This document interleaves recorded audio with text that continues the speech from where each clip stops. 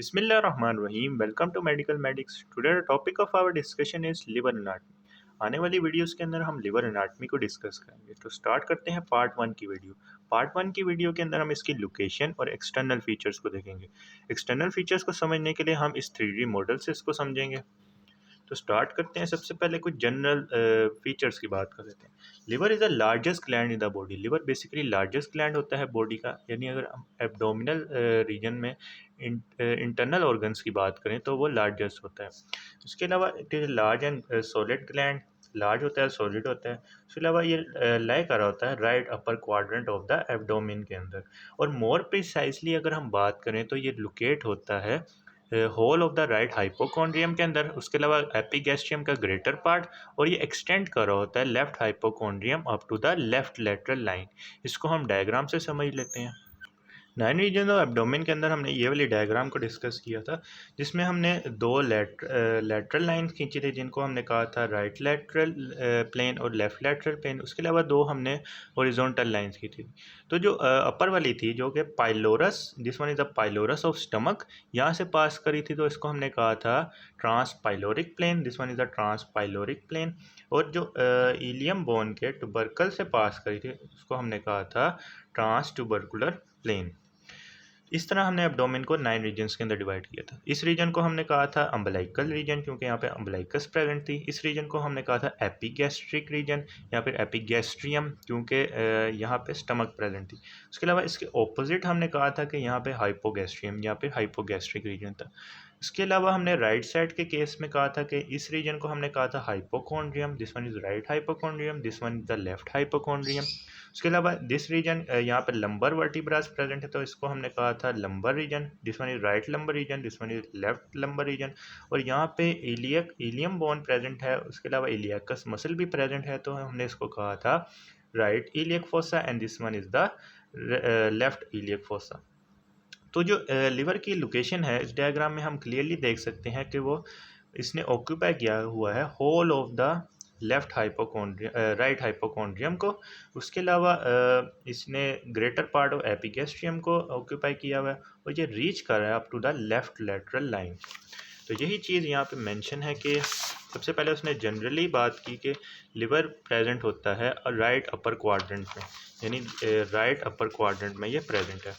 उसके अलावा more precisely उसने कहा कि right hypochondrium, greater part of epigastrium, और लेफ्ट हाइपोकॉन्ड्रियम में रीच कर रहा होता है up to the left lateral line. This one is the left lateral line, और ये यहाँ तक रीच कर रहा है। नेक्स्ट हम कुछ और फीचर्स को की बात कर लेते हैं कि लिवर के कलर की बात करें तो ये बेसिकली होता है रेडिश ब्राउन इन कलर। और वेट की बात करें तो मेल्स के अंदर इसका वेट होता है 1600 ग्राम, और फीमेल्स के अंदर इसका वेट होता है 1300 gram. It is surrounded by fibrous sheet, जिसको हम बोलते हैं ग्लीसन्स कैप्सूल। ग्लीसन्स कैप्सूल को हम हिस्टोलॉजी के अंदर डिटेल से डिस्कस करेंगे। नेक्स्ट जो लोकेशन के अंदर कुछ और पॉइंट्स हैं कि most of the liver is covered by ribs and costal cartilages. जो मोस्ट ऑफ द लिव्स होता है, लिवर होता है, उसको रिब्स और कोस्टल कार्टिलेजेस ने कवर किया होता है। दीज आर द रिब्स, और जो स्टर्नम के साथ जहाँ पे ये अटैचमेंट ले रहे होते हैं, वहाँ पे बेसिकली होते हैं कोस्टल कार्टिलेजेस। तो इस डायग्राम में हम देख सकते हैं कि मोस्ट ऑफ लिवर को कवर किया हुआ है रिब्स ने और कोस्टल कार्टिलेजेस ने, except in the upper part of the epigastrium where it is in direct contact with the anterior abdominal wall. This one is the epigastric region। तो epigastrium का जो अपर पार्ट है, यहाँ पे ये रिब्स से cover नहीं है, ना ही कोस्टल कार्टिलेजेस से। तो यहाँ पे किसके डायरेक्ट कॉन्टैक्ट में आएगा? एंटीरियर एब्डोमिनल वॉल के डायरेक्ट कॉन्टैक्ट में ये आ जाएगा। नेक्स्ट हम बात कर लेते हैं external features of liver. Liver is veg shape, इसकी शेप कुछ वेज शेप होती है। This one is the ways shape, और ये रिसेंबल कर रहा होता है 4 साइडेड पिरामिड को laid on the one side, यानी कुछ इस तरह से 4 साइड्स हैं, 1 2 3 एंड 4। इसकी क्या 4 साइड है, 1 2 3 एंड 4। नेक्स्ट हम एक्सटर्नल फीचर्स की बात करें तो इसकी 5 सर्फेसेस होती हैं, और इसके बॉर्डर्स की बात करें तो एक ही इसका प्रोमिनेंट बॉर्डर होता है, जो कि इंफीरियर बॉर्डर होता है।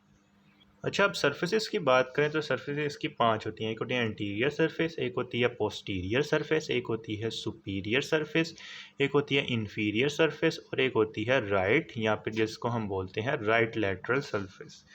तो ये लिवर कुछ इस तरह से प्रेजेंट होगा। तो this one is the anterior side, this one is the posterior surface, this one is the superior surface, this one is the inferior surface. और ये बेसिकली राइट साइड पे प्रेजेंट है, कुछ इस तरह से लिवर प्रेजेंट है।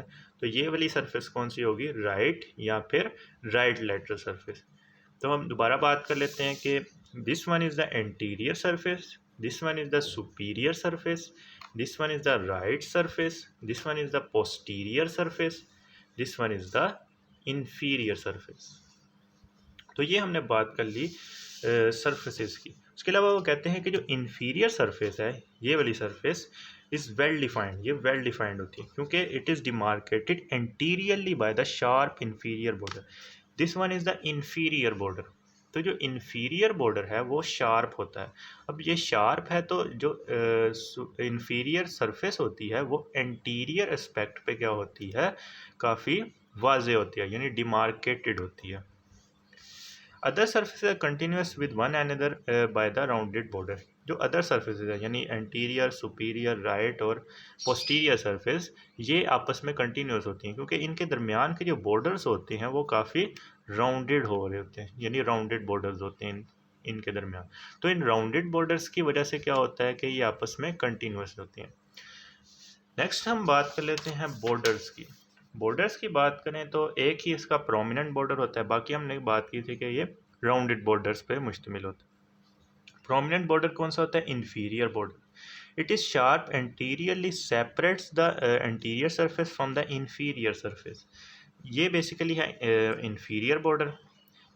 ये शार्प कहाँ पे है, एंटीरियर एस्पेक्ट पे। एंटीरियर एस्पेक्ट पे ये शार्प है और ये सेपरेट कर रहा है एंटीरियर सरफेस को from the inferior surface. This one is the anterior surface, this one is the inferior surface. तो ये इन दोनों को क्या कर रहा है, सेपरेट कर रहा है। यहाँ पे प्रेजेंट है तो इसको और इसको आपस में क्या कर रहा है, ये सेपरेट कर रहा है।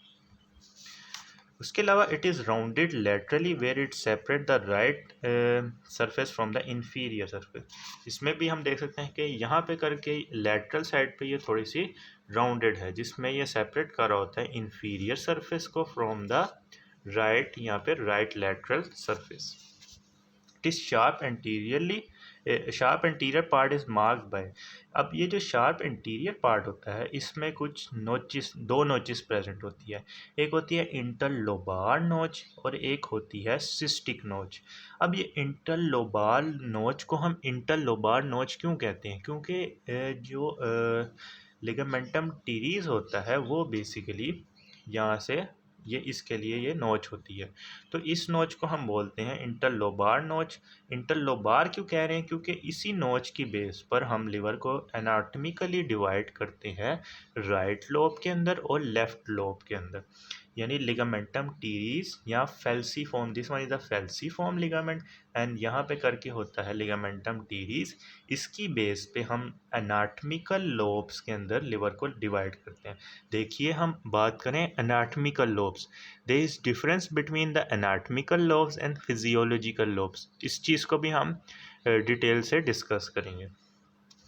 तो जो लिगामेंटम फेल्सीफॉर्म लिगामेंट है और लिगामेंटम टीरीज है, ये बेसिकली लिवर को डिवाइड कर रहे होते हैं राइट लोब और लेफ्ट लोब के अंदर। तो जो ये वाली नोच प्रेजेंट होती है इसको हम इसीलिए बोलते हैं इंटरलोबार नोच। This one is the interlobar नोच। और जो सिस्टिक नोच होती है, सिस्टिक वर्ड हम यूज़ करते हैं गॉल ब्लैडर के लिए। तो यहाँ पे करके ये जो स्ट्रक्चर प्रेजेंट है, this one is the fundus of the gall bladder. ये पीछे से गॉल ब्लैडर आ रही है तो यहाँ पे करके जो स्ट्रक्चर प्रेजेंट है इसको हम बोलते हैं फंडस ऑफ गॉल ब्लैडर। तो इसके लिए यहाँ पे जो नोच प्रेजेंट होगी उसे हम कहते हैं सिस्टिक नोच। In the epigastrium it extend from, यानी जो एपिगैस्ट्रिक रीजन होता है वहाँ पे ये एक्सटेंड कर रहा होता है लेफ्ट एट्थ कोस्टल कार्टिलेज से लेकर, यानी यहाँ से यहाँ तक ये कैसे एक्सटेंड कर रहा है एपिगैस्ट्रिक रीजन के अंदर, लेफ्ट एट्थ कोस्टल कार्टिलेज से राइट नाइन्थ कोस्टल कार्टिलेज तक। अच्छा, अब इस पॉइंट को समझने के लिए ये वाली डायग्राम है। So this one is the left eighth costal cartilage, this one.